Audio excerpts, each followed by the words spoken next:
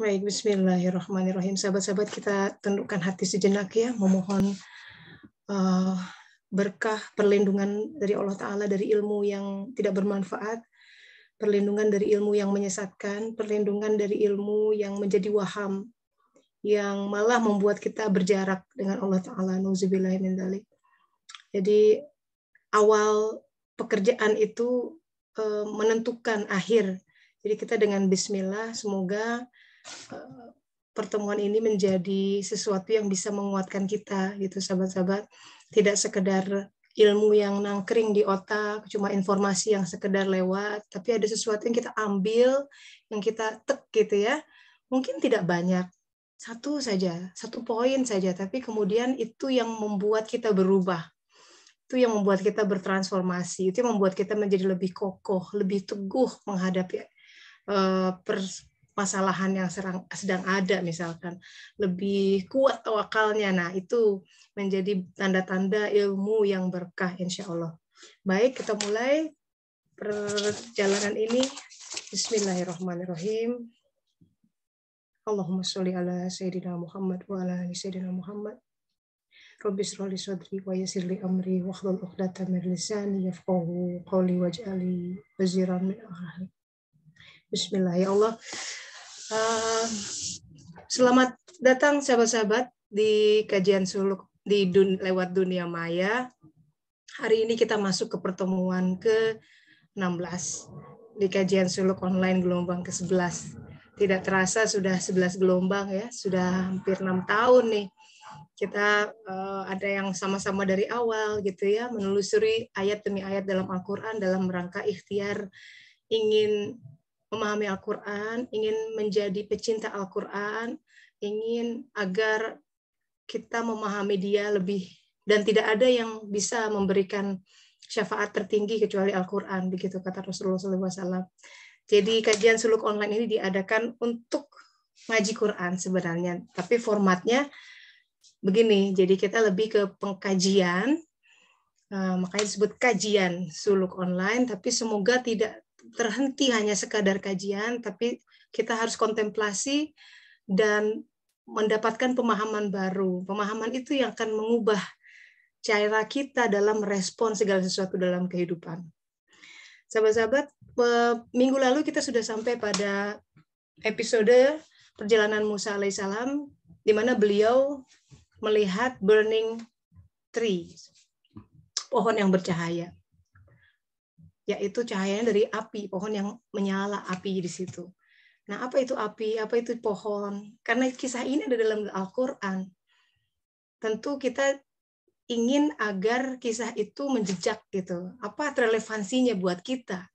Nah, sekadar flashback, simbol pohon itu sudah kita coba kemarin elaborasi bahwa di dalam Al-Quran, misalkan di sini surat Ibrahim ayat 24-26, itu Allah Ta'ala menggunakan perumpamaan pohon untuk kalimah thayyibah atau kalimah yang buruk. Jadi ada sesuatu tentang pohon yang harus kita pelajari. Tentu pohon adalah tidak terlepas dari ilmu tentang bagaimana benih itu bisa bertumbuh. Apa itu makna air? Apa itu makna unsur hara? Apa itu makna sinar matahari? Sesuatu hal yang mendukung pertumbuhan sebuah pohon hingga dia berbuah. Karena dalam Al-Quran dikatakan penghuni surga nanti akan makan buah-buahan dan mereka berkomentar begini, ini adalah buah-buahan yang pernah saya makan di bumi. Kalau boleh kita kontemplasi sejenak, kan tidak sekedar, karena Al-Quran itu dalam ya, nggak mungkin sekedar menggambarkan bahwa orang itu pernah makan jeruk di sini dan di sana makan jeruk juga. Gitu. Mungkin nggak Al-Quran cuma menggambarkan satu dair itu, kan tidak mungkin. Karena ini adalah kitab suci terakhir sampai dengan akhir zaman, bahkan dikatakan sampai akhirat pun orang masih mempelajari Al-Quran. Sebagai gambaran, ini hikmahnya nggak akan selesai hanya di dunia ini, bahkan sampai kiamat pun tidak selesai. Oleh karenanya, terus di sana kegemaran orang-orang di ahli surga, kata Rasulullah, adalah membaca suhuf-suhuf, membaca kitab-kitab. Ada kitab diri orang, dibaca, kitab kehidupan. Semakin seseorang itu berserah diri dalam kehidupannya, semakin kehidupannya diatur oleh Allah Ta'ala. semakin dia diatur oleh Allah Ta'ala, maka suhuf-suhufnya, tulisannya jadi bagus-bagus dan bisa dipelajari oleh orang lain. Karena ada konsistensi, hikmahnya dalam gitu. Walaupun, ya garis bawahi, walaupun tampaknya kok chaos gitu, tapi di balik chaotic itu ada sebuah pattern tertentu. Nah, itu yang kita harus senantiasa memohon pada Allah Ta'ala agar meningkatkan akal dalam kita untuk bisa membaca itu.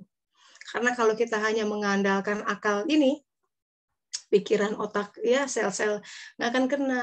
Dia laisa kamitslihi syai'un. Dia maha gaib. Betapa banyak orang yang sudah terjerembab untuk kemudian short-minded mengatakan Tuhan tidak ada gitu. Hanya sekadar tidak, seolah-olah tidak bisa dibuktikan dengan scientific method gitu. Tapi kalau orang cara berpikirnya lurus, dia jujur sama hati, jadi ada elemen komponen lain dalam diri manusia yang bisa menjangkau Allah Ta'ala. Baik, kita kembali kepada topik tentang pohon. Kenapa Musa melihat pohon? Itu pohon terkait dengan dirinya. Terkait dengan nama dirinya. Jadi disebut kalimah yang baik terkait dengan nama.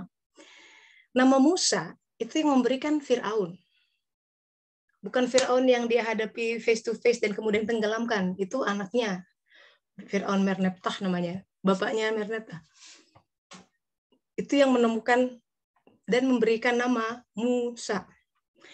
Bahasa Koptik, bahasa Mesir artinya pohon air. Karena kenapa? Bayi Musa ditemukan di dalam krib gitu ya, di dalam keranjang, nyangkut di antara pohon-pohon di sungai. Adalah merupakan sebuah budaya, kebiasaan orang Mesir untuk menamakan anak sesuai dengan lingkungan pada saat itu. Di sini Musa itu nama langit ya, nama yang sampai sekarang kita dengar Musa. Nama itu dalam Al-Qur'an ratusan kali disebut. Kita sudah bahas, ini nabi yang namanya paling banyak disebut. And yet yang memberikan nama itu Fir'aun, coba bayangkan. Orang yang figur yang kalau kita bilang Fir'aun itu sebagai sebuah simbol dari rebel, kafir dan lain sebagainya. Kamu udah dasar Fir'aun gitu ya misalkan. Udah legenda gitu. Tapi toh Allah Ta'ala berkenan menyematkan nama seseorang, ya, nama salah satu nabi terbesarnya melalui lisan salah satu pembangkang yang terbesar. Di situ ada pelajaran tertentu buat kita tuh.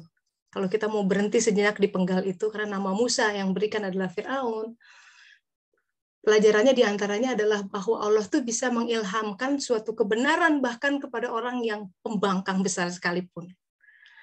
Makanya dikatakan, cari dulu kebenaran, kenali dulu kebenaran, maka kau akan lihat siapa yang mengatakan itu. Siapapun orang yang menyampaikannya, walaupun itu kelihatannya background-nya nggak jelas, tapi yang disampaikan adalah kebenaran. Fir'aun menyampaikan kebenaran dari sebuah nama Musa. Later on, usia 40-an tahun, begitu nanti melihat pohon api bercahaya, itu adalah simbol dirinya. Nah, itu adalah sahabat-sahabat peristiwa di lembah itu menandai perjalanan suluk Musa alaihissalam yang sudah lama. Jadi setelah 8-10 tahun berguru gitu ya, punya mursyid namanya Nabi Syuaib alaihissalam, di bawah bimbingan beliau kerja. Tentu saja tidak sekedar menggembala, tuh ada di dalam dirinya yang bertransformasi. Dan itu kemudian dilegitimasi dalam sebuah proses penemuan diri Musa. Itu terjadi di lembah itu ketika dia melihat pohon api yang menyala-nyala. Itu dalam khazanah tasawuf disebut adanya tajalli ilahiyah. Nanti kita akan lihat kaitannya dengan surat An-Nur ayat 35 ya. Pembahasan hari ini agak berat, jadi harus agak konsentrasi sedikit, so bear with me gitu. Tapi ini teori-teori yang semua ada di dalam Al-Qur'an, term-termnya adalah jelas. But it's very fundamental untuk karena ini ada di dalam kisah Musa. Jadi saya harus berhenti sejenak di sini untuk menjelaskan apa makna pohon dan kalimah. Kita sudah lihat ya di sini tentang kalimah yang baik itu disebut kalimah thayyibah. Dikatakan seperti ini, auzubillahi minasyaitonirrajim. Kalimah yang baik itu adalah seperti pohon yang baik, akarnya kuat. Jadi definisinya langsung ke akar, dari akar itu nanti cabangnya menunjang ke langit. Si cabang tidak akan bisa menunjang ke langit tanpa ditopang oleh akar. Itu menggambarkan bahwa tidak mungkin kita punya pengetahuan ilahiyah yang luhur atau makrifat dan lain sebagainya apabila bumi kita nggak beres, akar kita tidak menghunjam cukup kuat. Apa-apa yang Allah berikan hari ini kita nggak manage dengan baik, itu sulukit pasti terganggu. Karena kita semua harus diberesin ya, dari mulai keluarga, dari mulai diri, raga, bagaimana tidur, bagaimana mandi, olahraga, diet, dan lain sebagainya. Itu bagian-bagian dari mengurus bumi diri kita. Akarnya harus kuat dan kokoh menghunjam. Di semua hal yang Allah berikan kepada kita hari ini, diri kita, keluarga kita, anak-anak, suami, istri, dan lain sebagainya ya, buat para bapak-bapak, pekerjaan mungkin. Juga segenap situasi yang melingkupinya, itu harus kita manage dengan baik menggunakan akal pikiran kita. Kapan kadar yang baik, itu nanti Allah akan bantu. Nah, kalimah thayyibah, kata thayyibatan di dalam surat Ibrahim 24 ini diulang di 6 ayat lain. Thayyibatan ini bermakna baik, suci, bagus gitu. Menarik untuk menelisik ya.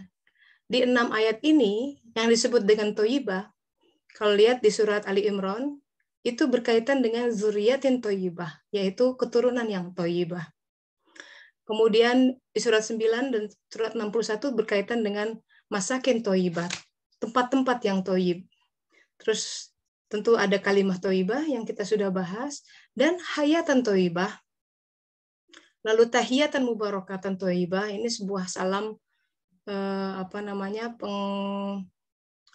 pujian gitu, tahiyatan mubarakatan thayyibah. Jadi kalau lihat dari 6 ayat ini, sesuatu yang thayyibah itu pertama berkaitan dengan diri sendiri, yang kedua tentang zuriyatin, sesuatu yang dihasilkan dari diri yang sudah thayyibah.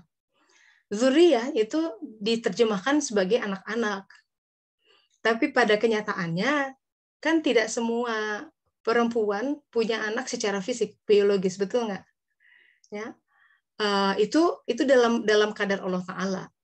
Seorang Rabiah bahkan tidak menikah sampai akhirnya kalau tidak salah. Mungkin ada juga yang menyebutkan sebenarnya menikah tapi tidak punya keturunan. Jadi ketika Rasulullah mengatakan yang paling disukai adalah perempuan-perempuan yang tidak mandul, mandul di situ sebenarnya tidak hanya sekedar aspek fisik, tapi kemudian ada sesuatu yang mengalir. Jadi artinya anak-anak itu bisa berupa, karena kan Al-Quran nggak mungkin cuma sempit. ini cara kita memandang gitu ya. Kalau cuma itu, bukankah Allah juga yang menakdirkan, benar nggak? Jadi seolah-olah nanti kontroversial kalau hanya mengatakan anak-anak yang dimaksud adalah anak-anak yang keturunan biologis gitu. Karena adalah qadarullah, beberapa perempuan di bumi ini tidak memiliki keturunan. Rahasianya apa? Nanti Allah akan ajarkan tentu masing-masing.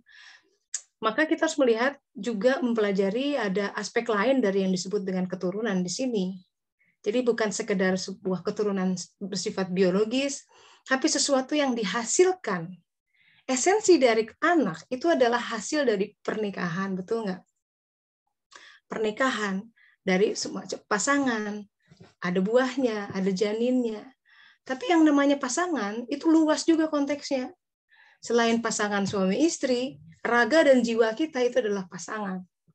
Jadi kalau raga dan jiwa menikah dalam tanda kutip, dalam arti mereka sudah seia sekata.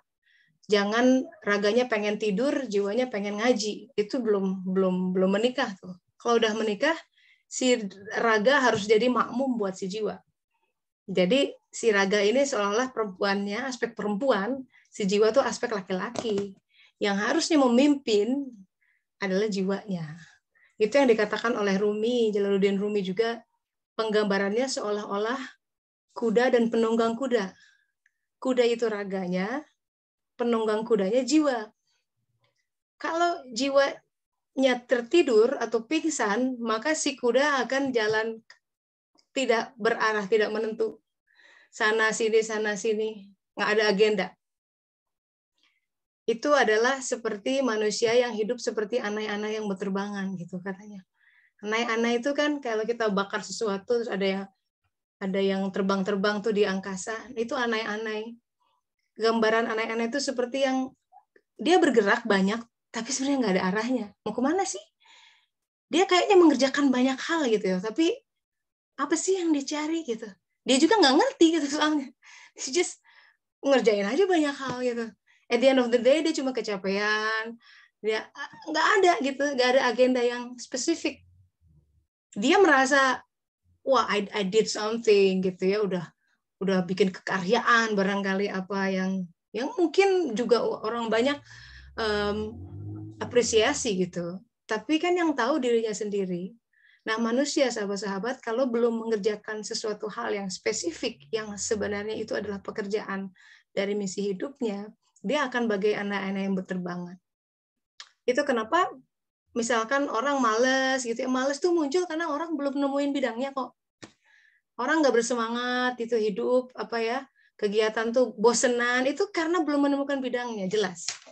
Karena begitu seseorang nemuin bidang yang aku di sini, itu dia ya bisa ngerjain tuh, wah udah hilang, lupa waktu kalau nggak diingetin.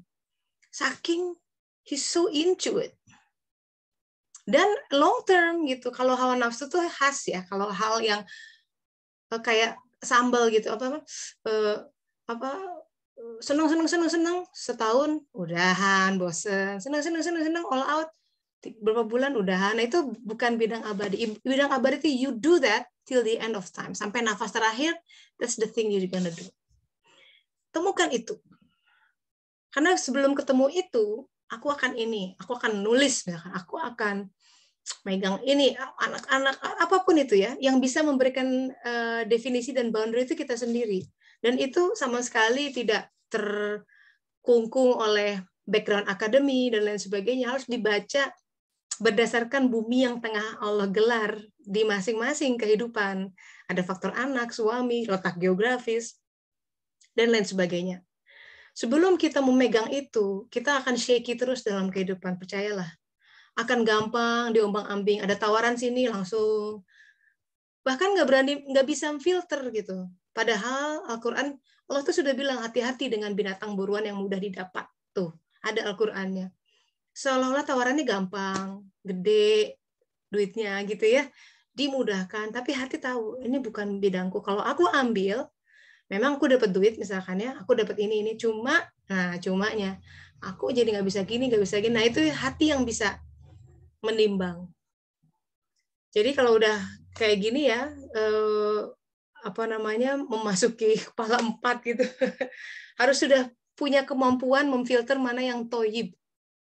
Kita bicara hari ini topiknya nanti kesejahterataan toyibah. Toyib itu adalah berkaitan dengan sesuatu yang pas buat diri kita. Itu yang tahu siapa diri sendiri. Seandainya membuka hati, membuka mata, buka telinga, dan memohon pertolongan Allah Ta'ala. Yang lain hanya bisa memberikan saran, masukan, tapi kemudian yang menjalani ada kita. We have to be able to have a courage, untuk punya keberanian untuk bilang enggak, bahkan pada tawaran yang kelihatannya menggiurkan sekalipun, untuk bilang enggak, soalnya aku mau ngerjain ini.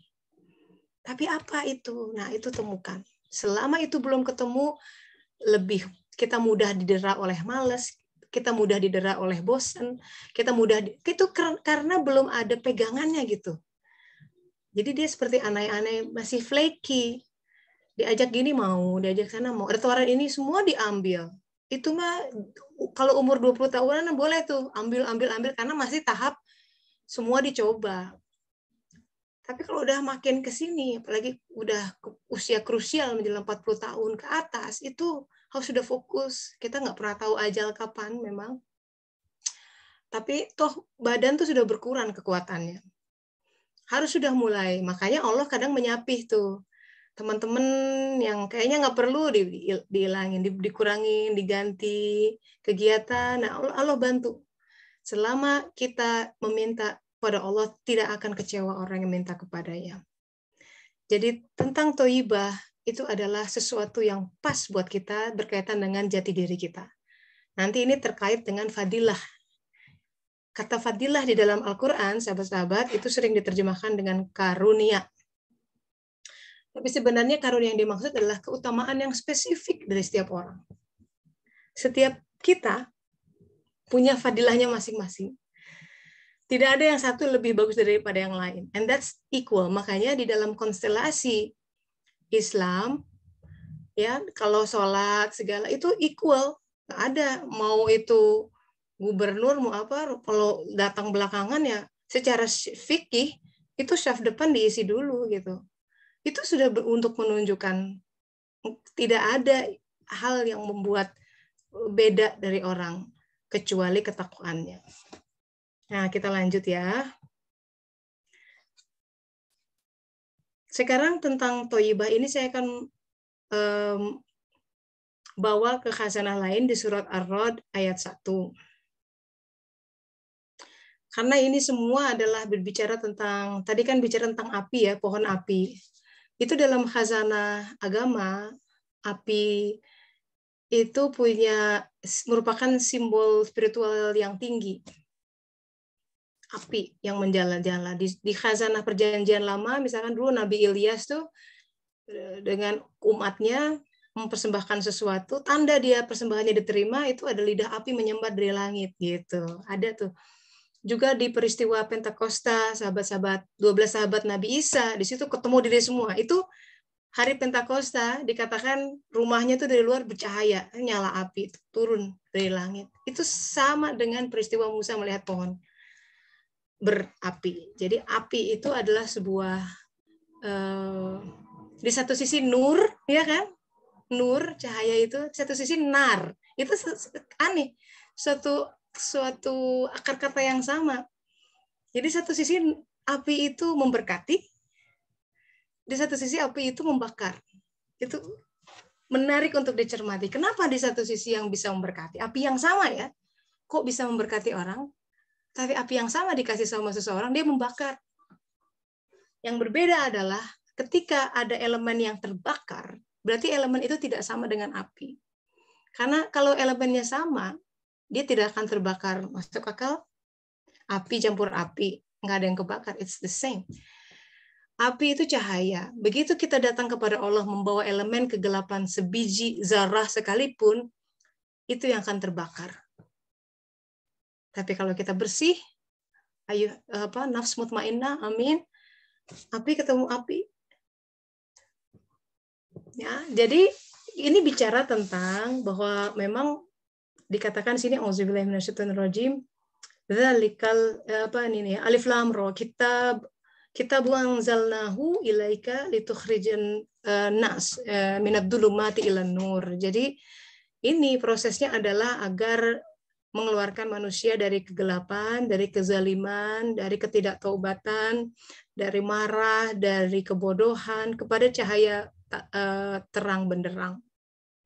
Sebenarnya inilah dasar dari takdir kehidupan yang melingkupi kita. Itu sebenarnya kita diseret terus untuk kepada cahaya. Yang kita suka mengeluhkan itu, gitu ya. Kenapa aku disimpan di sini sepi banget, gitu ya. Sebenarnya kita sedang diproses ke cahaya. Cuma kan yang membuat itu jadi tidak nyaman tuh hawa nafsu kita. Kenapa? Karena dia membandingkan. Coba dulu aku ada begini, ada begini. Jadi dia punya pembanding gitu. Dulu waktu di Bandung gini-gini, sekarang dia bandingkan dengan, nah itu ketika manusia tidak berjalan, tidak bersuluk, dia menjadi terpaut dengan masa lalunya dan tidak bisa melihat kebaikan yang ada di depannya per saat ini. By definition, ketika dia dalam kondisi itu, dia dalam kegelapan. Karena sebenarnya yang Allah tawarkan betul-betul cahaya.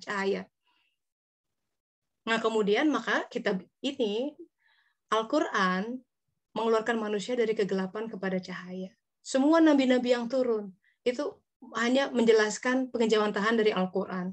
Dan ini dibawa oleh Rasulullah Muhammad SAW, Nabi terakhir. Jadi cara untuk kita meraup cahaya, baca Al-Quran banyak-banyak, supaya lebih intensif lagi cahayanya, lebih terang. Jangan hanya tilawah, baca juga artinya, supaya kita paham apa yang kita baca.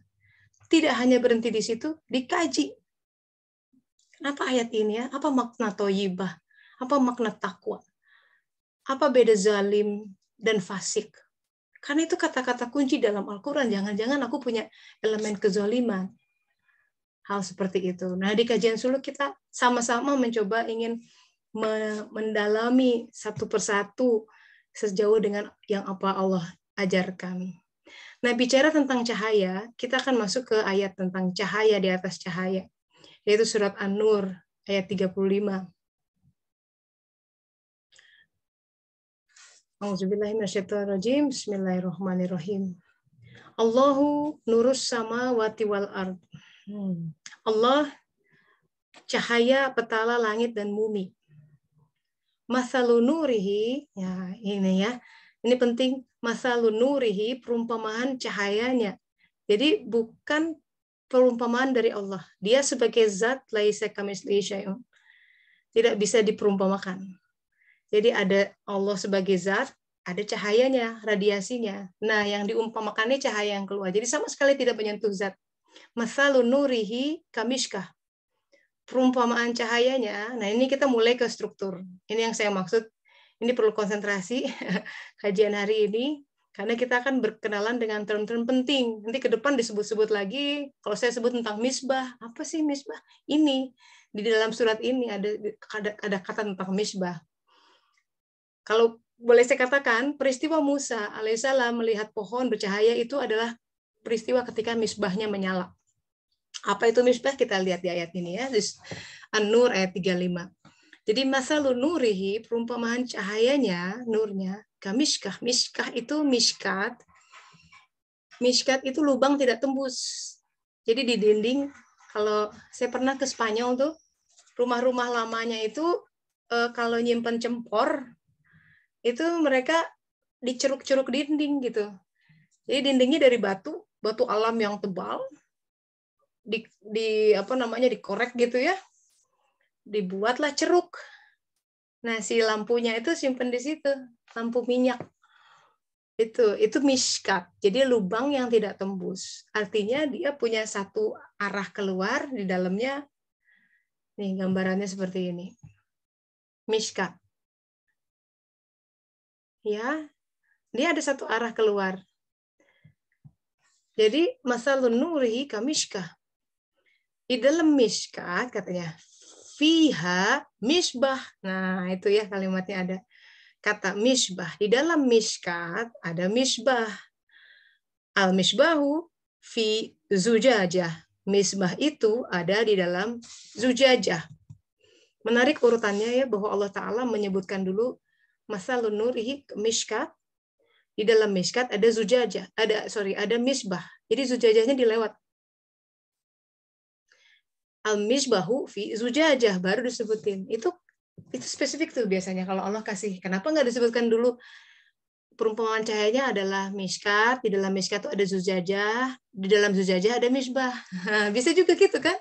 Tapi enggak, Allah kasih urutannya di dalam mishkat ada misbah langsung. Sejauh yang dipahami adalah dua hal itu end to end tuh, itu koridornya. Mishkat itu jasad, kehidupan kita. Itu by design. 120 hari kandungan, everything is by design. Kapan meninggalnya, rezekinya di mana, ya jodohnya, menikah berapa kali mungkin, gembiranya. Itu 120 hari. Ada hadisnya panjang.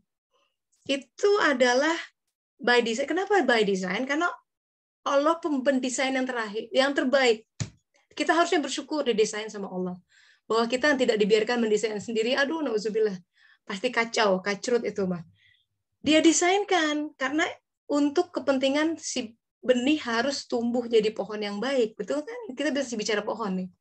Allah Maha tahu si jiwanya bawa benih jenis apa. Oke, kalau benih jenis ini tanahnya harus agak basah. Nah, kayak benih padi nggak mungkin dia atas gunung. Jadi dia desain. Oke, kalau benih kayak gini harus lewat orang tua yang begini di tahun sekian. Nanti supaya suasana sekitarnya apa udah disusun jauh-jauh hari. Itu bagian dari mishkat. Raga kita betul, tapi yang melingkupi raga kita kan kompleks. Jadi itu given. Mishbah pun given. Tapi in between, mishbah ini fi zujajah. Nah ini yang kita bicara, zujajah itu disebut dengan bola yang bercahaya, itu qalb. Itu adalah representasi dari jiwa. Memang kan kita tazkiyatun nafs, fokusnya. Jadi si jiwa ini yang harus digembleng, harus dikembangkan dari 1 langit jadi 7 langit, begitu kalau di surat Fussilat. Ya, proses pembentukan bumi kan 4 hari, 4 masa. 4 masa tuh bayangin bentuk mishkatnya, 4 masa equal dengan 40 hari.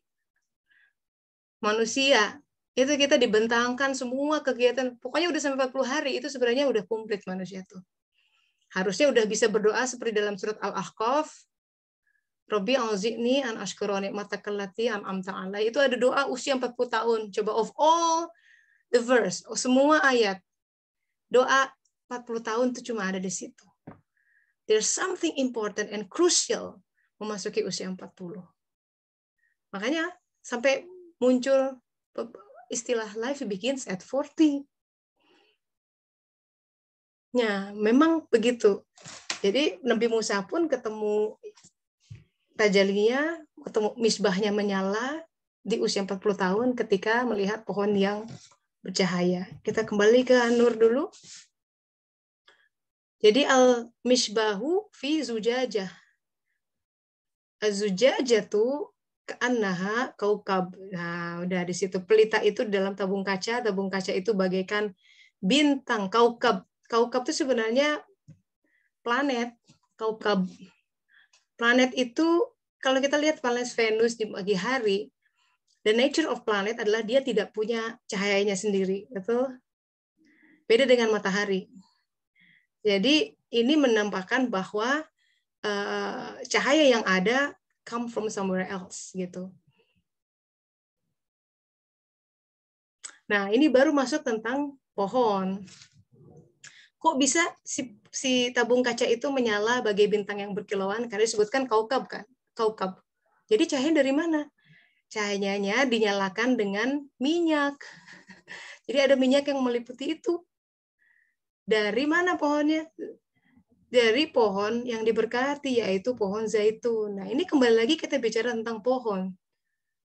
Zuriyatun tuh min syajarati mubarakah zaitunah. Sampai sekarang makanya disebut kalau kita makan minyak zaitun sampai ke fisik pun itu bagus gitu ya minyaknya gitu. Karena bicara tentang pohon yang diberkati. Jadi artinya apa?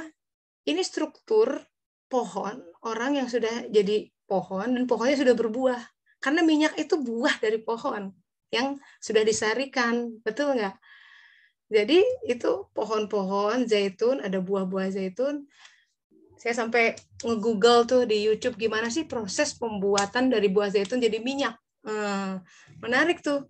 Kan diambil, terus they crush it gitu ya, kayak di blender pakai mesin besar. Terus nanti air cairannya digodok dulu dan lain sebagainya jadi minyak. Nah, minyak itu yang membuat si jajah berkilauan. Nah, selanjutnya harus pakai agak imajinasi. Si jajah itu dari khazanah lain, itu ada 7 lapis di dalamnya, sahabat-sahabat. Itu seperti 7 lapis langit, tapi ke dalam lingkaran konsentris. Selapis, selapis, selapis. Begitu dia nyampe di tengah, si misbah menyala. Aduh, saya agak hesitate untuk menerangkan ini karena this is advance gitu ya. Pengalaman 5 tahun setengah ngajarin ini liar gitu. Saya khawatir aja membuat sahabat-sahabat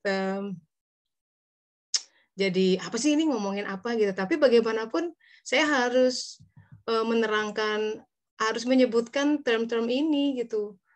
Ada mishkat, ada misbah, terutama ingin menyebutkan tentang misbah, bahwa peristiwa, karena konteksnya kita sedang bicara tentang Musa, peristiwa Musa, ada pohon yang bercahaya, maka kita lengkapi dari khazanah ayat-ayat lain supaya tidak lewat begitu saja. Apa sih makna melihat pohon nyala api itu? Itu dalam itu.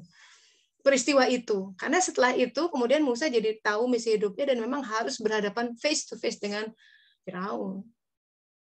Jadi manusia ya begitu. Jadi kalau dia sudah menjejak di orbitnya, sebenarnya itu sesuatu yang digambarkan di dalam tawaf ya. Tawaf itu bahwa kita harus menemukan orbit kehidupannya masing-masing. Ini bidang saya, ini jenis pekerjaan saya, ini warna ekonomi saya, ini warna keluarga saya, ini warna rumah tangga saya. Selama kita belum mengidentifikasi itu, kita akan terlampau mudah untuk melihat influencer-influencer yang lain dan pengen jadi kayak gitu. Ingin menjadi bukan diri kita sendiri sebenarnya, ingin menjadi sebuah persona yang tidak Allah desain. Nah, itu yang bahaya. Itu yang kemudian kita menjadi tidak bahagia dalam hidup, jelas. Karena selalu membandingkan, di sisi lain takdir itu begitu kuat, tidak bisa kita break. Di sisi lain juga kita merasa ada gap antara kenyataan yang terjadi dengan harapan, keinginan yang ada. Nah, agama itu turun, para rasul, para utusannya turun untuk menjembatani itu gitu. Untuk menjembatani bahwa ada cara bacanya loh gitu, supaya kita bisa harmoni. Supaya kita tidak tergerus dengan sebuah fenomena. Nah, tapi kita sebelum lanjut, saya minta feedback dulu dari sahabat-sahabat, mungkin ada yang dirasa tidak jelas atau apa.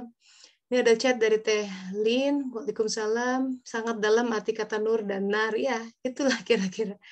Mbak Lita, silakan.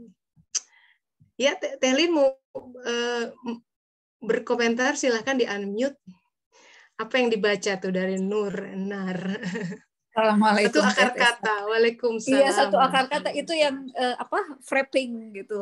Oh, satu akar kata tapi tujuannya beda nih. Mau kemana nih, ke kiri ke kanan dalam kita perjalanan sebagai soal sedang menjalani suluk gitu ya. Temptation-nya kan di situ pemilihannya nur dan nar. Hanya beda di depan hurufnya nun sama alif dan ro. Nah, itu yang sebetulnya kita hadapi sehari-hari kan ya Teh ya, dari hal yang kecil gitu, dari pemilihan ya saya yang bergeraknya insya Allah mungkin ini bidang saya yang sedang saya tekuni, yaitu menjahit, bikin tas. Dalam hal warna saja gitu, itu menunjukkan bahwa satu komposisi kecil mana nih, memilih yang mana, kan tentu kita mengharapkan hasil yang bagus. Kalau dalam suluk kita pada saat memilih nur itu dalam artian berharap bahwa misbah kita itu menyala kan. Iya. Hasil dari perjalanan ini gitu. Ya. Nah, dari hal kecil dari menjahit itu pun pemilihan warna karena kita berharap bahwa hasilnya nanti sudah terpikirkan akan bagus gitu. Ya. Dalam prosesnya memadu-madankan tentu tidak selalu sesuai dengan ekspektasi gitu. Nah, di situ yang saya pahami bahwa dalam kesehari-harian pemilihan nur dan nar ini selalu ada gitu. Ya. Ya, pada intinya kan seperti yang Allah katakan, firmankan. Intinya tuh dia tuh maha pengasih, maha penyayang. Sama sekali tidak satu ujung rambut pun, tidak satu biji zarah pun menzalimi ciptaannya. Tidak mungkin. Dia tuh maha pengasih, maha penyayang. Jadi sumber dari segala kesakitan, kebingungan, susahnya kita, mesti kita tuh yang masalah. Pasti aja itu mah. Udahlah, pengalaman. Begitu saya menyerahkan kehidupan saya sama pengaturan saya, itu kacau. Kacau. Walaupun di awalnya tampaknya bisa semua. On the long term, baru kacau ternyata. Kelabakan sendiri kita. Karena dari awal nggak minta Allah bantu gitu. Udah sekarang mah udah tolong aturin deh gitu. Bukan berarti kita nggak ikhtiar ya, beda, bukan. Berserah diri itu, ini hati yang ini. Kalau raga kita pontang-panting tetap, tapi hati itu penyandarannya sama dia. Ya Allah aturin, makanya pagi hari itu krusial ya. Ya Allah, hari ini yang akan turun. Saya tuh punya rencana gini-gini, tapi ya Allah, semua ngobrol. Makanya sholat subuh tuh lama, mesti ya, walaupun 2 rakaat. Setelah itu curhatnya lama. Kita adukan semuanya, kita serahkan, kita udah ijab kabul dari awal. Maka apapun yang terjadi, mau itu jumpalitanmu hari itu, tapi kita tahu dari awal udah regret. Kalau orang sudah bilang, udah saya kayak udah kasih sama Allah ya, kok hasilnya begini. Kadang kita dalam kehidupan kan, kok jadi kacau nih acaranya gitu ya. Ada hal-hal yang tidak terduga terjadi. Nah itu pentingnya kita menyerahkan kepada Allah dulu, agar kalau hal itu terjadi, dalam hal yang eskalasi tinggi ya kita bisa kehilangan sesuatu yang kita cintai ya di hari itu. Bisa jadi karena misalkan kita merasa itu kesalahan kita. Wah itu berat tuh. Guilty feeling, it can eat you up from inside. Bisa sakit. Tapi, nah ini kemungkinan ketika kita, tapi kan aku sudah bilang ini sama Allah. Berarti Allah izinkan. Nah di situ ada semacam venting mechanism, ada release. Jadi katup tuh kalau tekanannya tinggi tuh, gitu, ada yang keluar. Kalau nggak gitu manusia bisa gila, sahabat-sahabat. Bisa gila, nauzubillah. Bisa depresi dalam, bisa nggak kuat. We cannot make sense of this. Maka itu pentingnya balance ya dalam kehidupan. Itu pentingnya agama di situ. Itu pentingnya tawakal. Menyadari bahwa so many aspek, banyak hal dalam hidup kita yang di luar kendali kita. Bener nggak sih? Coba. Kalau mau hitung-hitungan, mungkin kalau boleh saya genre ini bilang apa adanya, nggak ada satupun yang kita bisa kendalikan. Nggak ada. Kalau boleh jujur, kita nggak bisa ngendaliin badan sendiri. Oh, kan saya bisa pakai olahraga ya, tetap aja kalau sakit tiba-tiba pung autoimun, tiba-tiba pung jantungnya berhenti. Anything can happen. Of all the systems in the body, ini baru badan ya, belum jiwa, belum pikiran, belum perasaan. Kita punya kendali? Nggak ada rasanya. Tapi kita diberikan kendali itu karena Allah kasih ada bentangan takdir-takdir kehidupan, kita boleh memilih. Seolah-olah kita punya kendali. Tapi kita hanya bisa memilih dari bentangan takdir yang sudah Dia bikinkan. So in essence, we don't have choice. Tapi ini panjang pembicaraan ke sana. Saya pengen sahabat-sahabat supaya tidak terlalu hanyut ke dalam theoretical dan supaya bisa mengunyah khazanah ini dengan baik ya. Bagaimana impact-nya buat diri dan lain sebagainya. Iya. Ada yang kasih private message. Sebenarnya saya masih di fase tersebut, ingin ini, ingin itu, sementara yang ada di depan mata adalah suami dan anak-anak. Anak-anaknya masih kecil, masih butuh diasuh ya.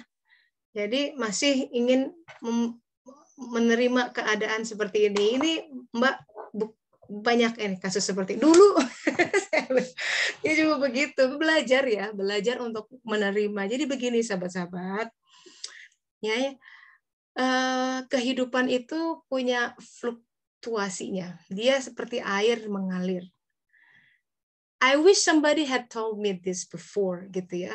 It would be probably easier. So that's why I want to share, gitu. Belajar dari pengalaman. Bahwa hidup tuh ada ritmenya. Kadang jadi roda berputar. Seperti rotasi bumi. Kadang malam, kalau lagi malam, apalagi baru jam 11 malam, nggak usah buru-buru pengen matahari terbit. Tidak akan, jadi 12 jam itu paling enak tuh.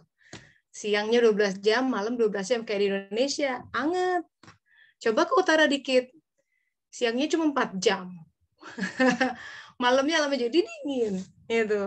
Tapi bisa survive juga, betul. Tapi kan nggak ideal. Ya, ideal tuh maksudnya nyaman sekali tuh di belahan ekuator itu, daerah situ. Artinya, kalau sedang malam, diaturkan malam, udah nikmati saja. Kunci kita kebahagiaan hidup adalah dalam menerima dan mensyukuri apa yang dihadirkan sebenarnya. Karena hidup itu, dia akan, seperti tadi ya, air mengalir, jadi every time are not the same, dia akan berubah-ubah. Nah, kuncinya memang ikhlas. Ikhlas jalani. Memang buat ibu ya adalah ngurus anak-anak. Apalagi kalau Mbak bilang anak-anaknya masih kecil, itu mah udah jelas pegangannya tuh. Pegangan ya kan tanggung jawab. Kita membawa mereka ke bumi ini ya nggak minta kan mereka gitu. Masa ditinggal begitu saja, ya udah kita harus tanggung jawab. We take responsibility, part of our maturity, bagian dari tanggung jawab kita. Ada masanya. Nanti kalau anak-anak udah 8-10 tahun udah lebih muda, udah remaja udah beda lagi. Ya udah agak hilang tuh. Gitu. Jadi pesannya begini, semua ada masanya. Kalau lagi begini ya sudah lagi malam nih. Apalagi the dark of the night ya. Ya sudah, bismillah aja pokoknya banyak-banyak istighfar. Kadang-kadang begini ya, pengetahuan sholat tuh dulu waktu saya anak-anak kecil tuh sering ambil gendong mereka gitu. Karena mereka sering sakit kan, balita itu aduh sedikit-dikit sakit, yang satu sakit. Bedanya 2 tahun tuh anak tuh. Habis kakaknya biasanya adiknya sakit ya, muntah lah apa, aduh spray di itu udah pengalaman sehari-hari lah. Apalagi mereka lagi toilet training misalkan, udah kebayang. Tapi indah-indah itu, indah di situ. Saya boleh sharing ya. Jadi waktu saya pengalaman menerjemahkan kitab Nabi Idris, itu kitab sebenarnya di khazanah para yang mendalami khazanah perjanjian lama, old manuscript, itu terbilang karya yang sulit untuk diterjemahkan. Di awal saya hesitate, karena teman saya yang lebih senior dan dia penerjemah profesional, tidak selesai. Terus saya bilang, apalah saya, background saya kedokteran, saya tidak pernah menerjemahkan buku serupa, tapi udah bismillah, karena itu diberikan pada saya, yaudah bismillah aja. Proses tahap pertama saya terjemahkan dalam 1-2 tahun, selesai, tapi belum secara kata-kata sudah terjemahkan itu. Tapi kayaknya ada yang belum, jadi belum bisa dipublish tuh. Akhirnya itu menunggu sampai saya nikah dulu, punya 2 anak, 10 tahun. Jadi behind the scene-nya itu 8 tahun, ya 8 tahun ya cocok dengan Musa diperjalankan 8-10 tahun. 8 tahun saya digembleng, ngedein anak, ngurus ya malam-malam sleepless night kalau mereka tidak tidur. Of all the things ya, saya bersaksi ini sebagai seorang ibu ya. One of my highest, kalau boleh dibilang spiritual experience gitu ya, bukan ketika saya lagi di depan kitab-kitab gitu ya, dengan banyak buku, laptop, suasana akademik sama sekali tidak itu. I tried, and then seringkali susah gitu.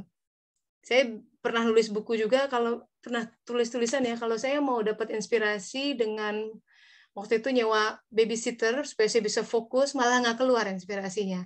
Tapi kalau saya kerjain dulu tuh semua WC dibersihin, cucian piring yang banyak itu dibersihin, duduk, wudhu, tiba-tiba gitu. Jadi ada harga yang harus kita bayar, itu memang.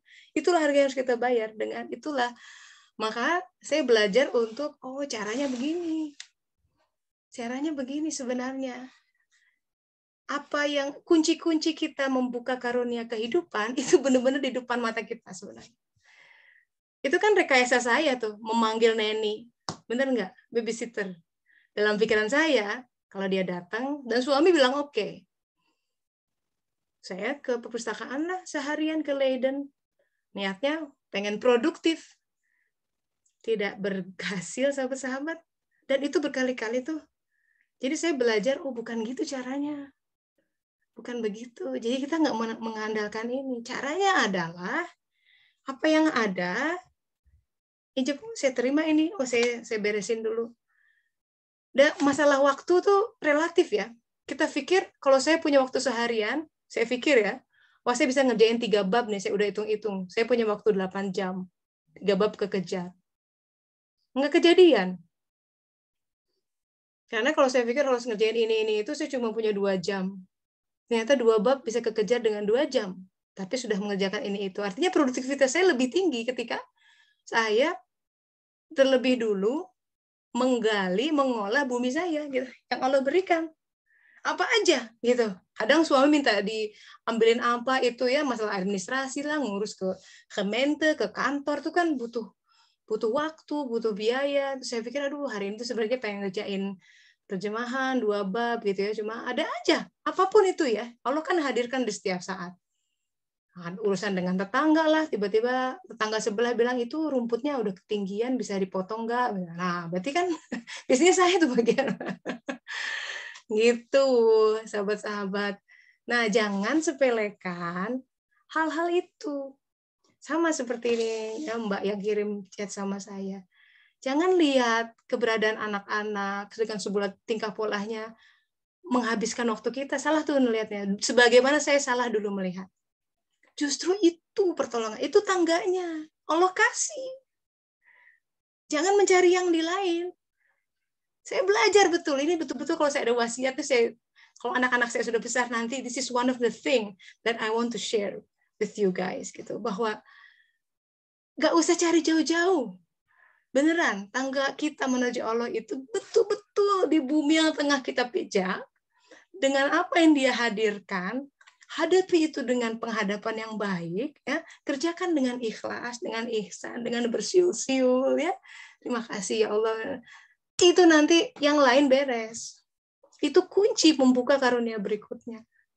Saya salah dulu menganggap kalau saya pengen baik, ini kan perintahnya harus menyelesaikan ini. Di neglect itu semua bumi saya pakai rekayasa, nyawa ini, nyawa itu. Bahkan sempat rekayasa suami ngasih ya, gimana biar saya fokus, saya nginep di Airbnb, sampai kayak begitu. Saking pengen fokus. Gagal sahabat-sahabat, beneran. Udah pengalaman. Udah keluar duit, pokoknya maksudnya biar pengen fokus. Biasa sih hawa nafsu nih. Hawa nafsu kan pengen gitu, fokus sama satu tapi nggak adil sama sekitar. What I've missed adalah, mungkin anak saya juga butuh waktu sama saya. Dan itu cara kita mengundang karunia-Nya itu kan lewat doa. Anak kita mungkin nggak berdoa ya, nggak bilang ya Allah berkahi mama gitu ya, tapi di senyumnya, tiba-tiba saya lagi nyuci piring terus tiba-tiba dia peluk kaki saya karena dia masih kecil kan, itu kan wah, Allah kan meleleh. Ini anak ini diatur, diasuh dengan baik ya gitu ya. And itu yang memancing karunia selanjutnya. Jadi jangan pandang pekerjaan apapun ya. Buat bapak-bapak mungkin yang harus keluar justru kangen sama rumah, tapi ya itu hadapi. Jadi apapun kondisi yang kita hadapi, kan mungkin pikiran kita berkata ini belum ideal. Ya nanti pada saatnya Allah akan perlahan-lahan menempatkan itu tadi, mengumpulkan yang berserak. Kehidupan kita pun akan diubah tuh nanti semua ritmenya supaya lebih baik. Begitu. Silakan, ada yang chattingnya banyak nih. Mbak Erma, Waalaikumsalam warahmatullahi. Bagaimana kita mengetahui bidang yang tepat? Apakah mengetahui bidang itu salah satu misbah mulai menyala? Ya, misbah menyala tuh kita udah magang dulu lama tuh.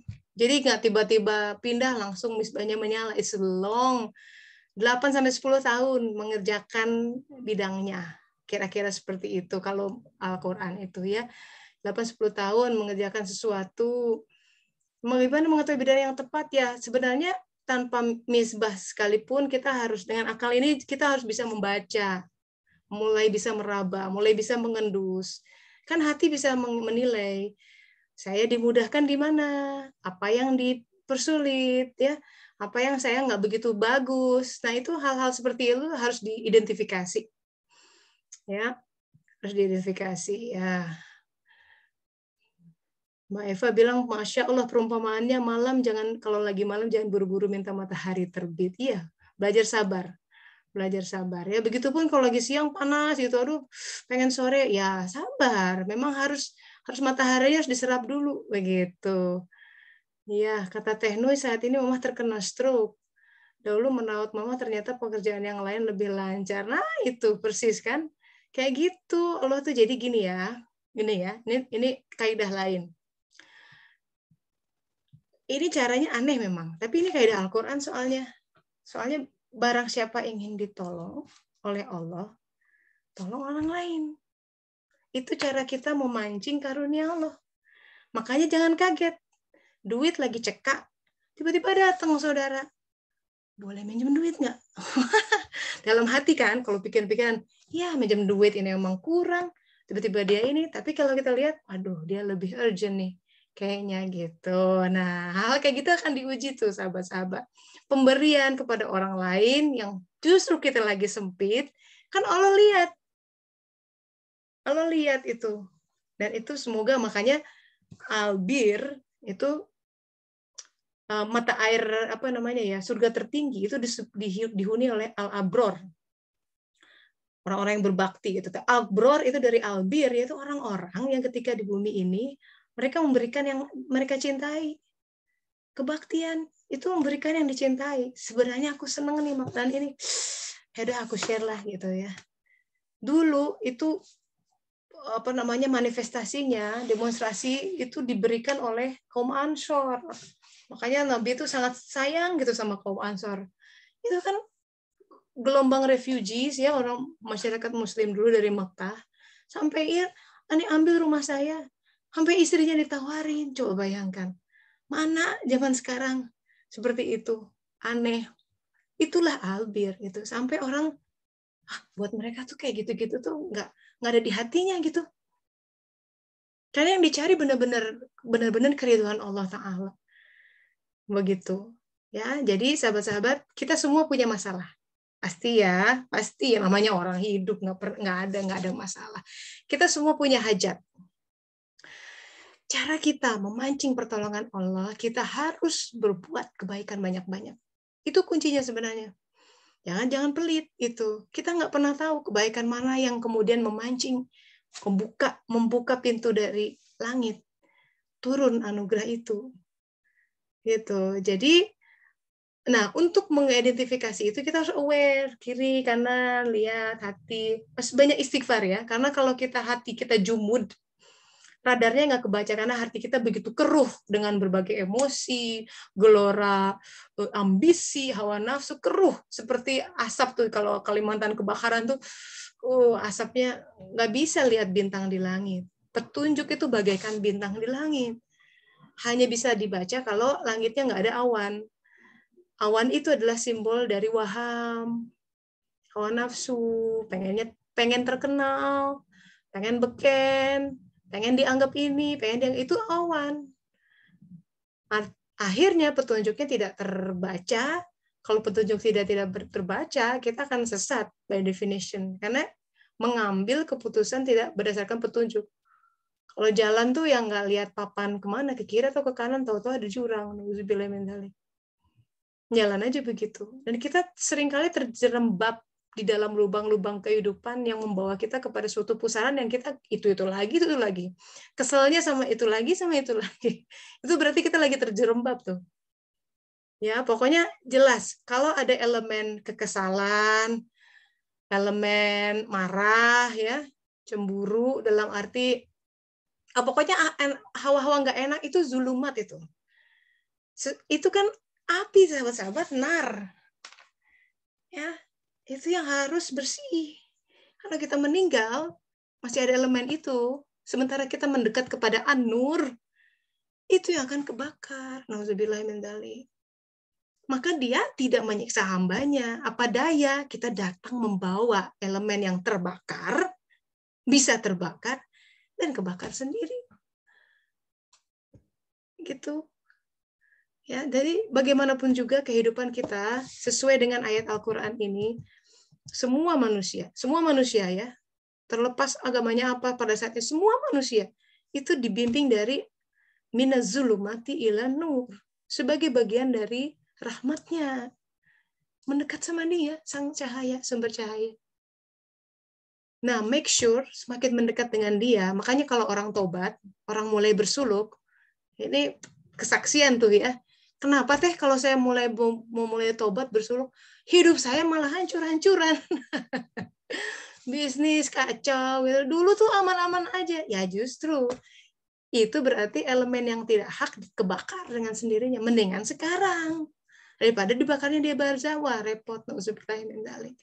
Udah, makanya kalau orang mau menuju Tuhan, modal pertama itu mesti berani. Keberanian. Berani bakalan sakit nih bentar nih ya, pasti sakit, ada sakitnya. The pain, kata Rumi, is where the light comes in. Dikelotokin soalnya. Saking itu kayak ter gitu ya. Di dalam Al-Quran dikatakan ada orang-orang yang dipelangkin, nauzubillah min dzalik ya. Itu dosanya tuh kayak nempel kayak ter. Ter itu panas ya. Lekat sekali. Gimana bersihin ter? Susahnya minta ampun. Nah, maka Allah tuh Maha Pengasih. Dengan kelembutannya, dia berikan takdir-takdir kehidupan dalam kadar-kadar tertentu. Cuma kita yang nggak ngerti, kita tuh sedang dibersihkan, sedang diproses jadi cahaya. Yang ada kita ngedumel terus, kenapa hidupku gini-gini terus ya Allah? Kenapa malah harus ngurus ini? Ya udah, itu. Diam aja. Jadi sekarang diam aja. Ya, zikirnya Alhamdulillah. Udah satu aja dulu. In every single thing, Alhamdulillah. Di satu sisi kalau lagi tenang, alhamdulillahnya lantang. Alhamdulillah ya Allah, aduh, dapat kiriman bakso, alhamdulillah beda. Begitu dapat kenyataan yang menyakitkan, ya, susah alhamdulillah. Tapi kan harus komitmen kita alhamdulillah sambil nangis. Nggak apa-apa, minimal dari lisan dulu. Alhamdulillah saya terima ya Allah, walaupun masih sakit terimanya. Saya mah apa adanya ya udah. Dengan keyakinan bahwa yang kau beri hanya yang terbaik dan itu tujuannya adalah baik untuk hamba. Itu aja. Gitu ya. Nah, itu supaya kita bisa menemukan pohon yang bercahaya itu tadi. Harus ketemu. Semua orang, Allah tuh mendesain kehidupan kita supaya misbahnya menyala. Semua orang.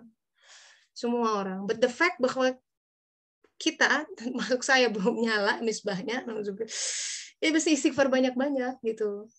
Pasti ada yang lagi nutupin tuh. Atau memang saatnya belum datang gitu ya. Semoga kita Allah mudahkan untuk mencapai karunia-Nya rahmat yang kedua nih. Kalau dia dalam Al-Qur'an menyalanya misbah itu disebut dengan rahmat kedua. Ada dua bagian rahmat, di ayat lain dikatakan rahmat pertama itu imannya kembali seperti bulan purnama, si kolbnya nyala. Pertemuan berikutnya akan kita bahas tentang ini. Apa itu makna dua rahmat? Ayat mana yang berbicara tentang itu? Gitu. Ya semua dari Al-Quran, sahabat-sahabat. Semoga bisa memandu kehidupan kita, ya, supaya kita bisa lebih bijak menjalani kehidupan, lebih happy gitu loh. Dan Allah tuh pengennya kita happy kok. Dia tuh sedih kalau lihat kita sedih. Tuh, dia bilang, kok kamu jadi kayak begini ya? Padahal karena kita nggak ngerti kebaikan di balik itu. Karena si hawa nafsu, pikiran kita pengennya loncat terus. Itu yang kata setan di dalam Al-Quran dikatakan, aku datang akan mendatangi mereka dari depan, belakang, kiri, kanan.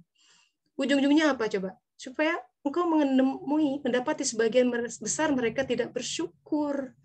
Jadi amat sedikit orang yang bisa bersyukur dalam kehidupannya.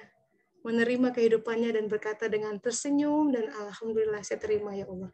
Terutama di hal-hal yang memang berat memang dihadapi. Tapi dengan iman kita harus menghadapi itu dengan lebih baik. That's the message of today. Thank you so much for your participation ya. Semoga bisa melengkapi khazanah lain hari ini. Insya Allah minggu depan kita sambung lagi. Ya, saya pamit dulu. Waktunya sudah habis, anak-anak sudah datang nih. Terima kasih, kita tutup dengan doa akhir majelis. Subhanaka Allahumma wa bihamdika asyhadu an la ilaha illa anta astaghfiruka wa atubu ilaik. Alhamdulillah rabbil alamin. Terima kasih ya. Semua mangga. Dulu. Assalamualaikum warahmatullahi wabarakatuh. Waalaikumsalam. Assalamualaikum. Assalamualaikum.